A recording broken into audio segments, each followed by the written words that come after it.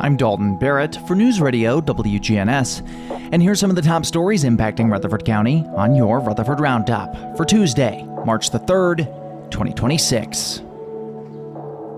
Two powerhouse football programs in Rutherford County are facing penalties after recruiting violations placed both Blackman and Riverdale under probation.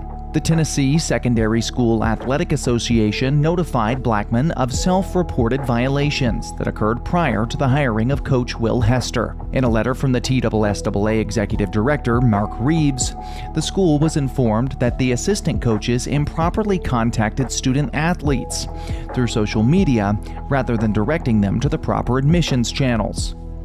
As a result, Blackman's probation now extends through the 2027-28 season, adding to existing sanctions tied to a previous incident. Riverdale also faces probation through the 2025-26 athletic calendar after an assistant coach had direct contact with a student who later enrolled. Both schools will forfeit practice days, scrimmages, and complete mandatory rules education. Meanwhile, law enforcement across Rutherford County continues addressing another challenge impacting Murfreesboro and Smyrna roadways: impaired driving. Sergeant Austin Watson with the Rutherford County Sheriff's Office says that while alcohol-related DUIs remain common, marijuana impairment is rising as THC products become more accessible. A recent sobriety checkpoint on Barfield Crescent Road near Murfreesboro underscored ongoing enforcement efforts. With new Tennessee hemp regulations taking full effect July 1st, 2026, Watson emphasized that legality does not equal safety behind the wheel, reminding drivers across Rutherford County that impairment, regardless of the substance, can result in a DUI. A bipartisan effort at the Tennessee Capitol could soon add new protections for a night out in Murfreesboro, Smyrna, and all across Rutherford County. Representative Bob Freeman of Nashville is sponsoring legislation that would make drink spiking a specific Class D felony, punishable by up to 12 years in prison and a $5,000 fine. Freeman says inconsistent prosecution and limited hospital testing have made accountability difficult when victims report that their drinks were tampered with, but no sexual assault occurred. The proposal would also require bars and restaurants to keep a night's supply of free drink test strips on hand, allowing patrons to check beverages for intoxicating substances.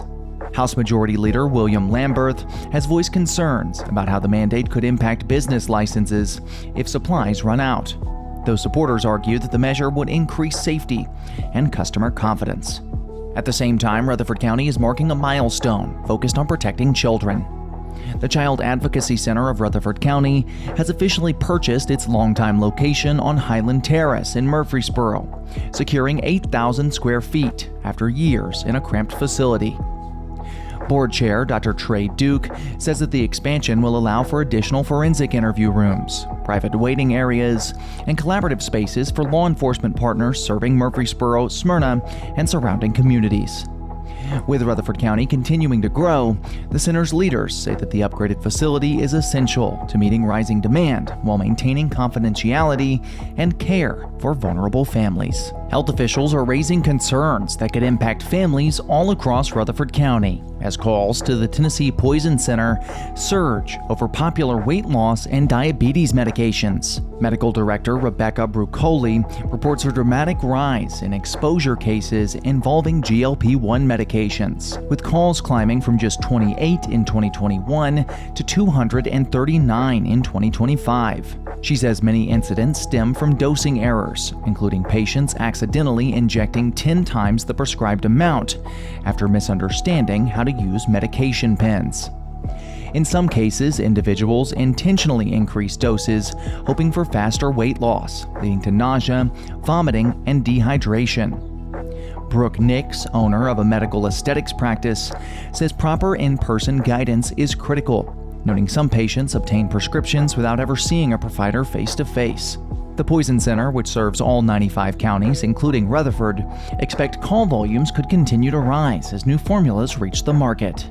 At the same time, allergy sufferers in Murfreesboro and Smyrna are bracing for a spike in pollen levels across Middle Tennessee.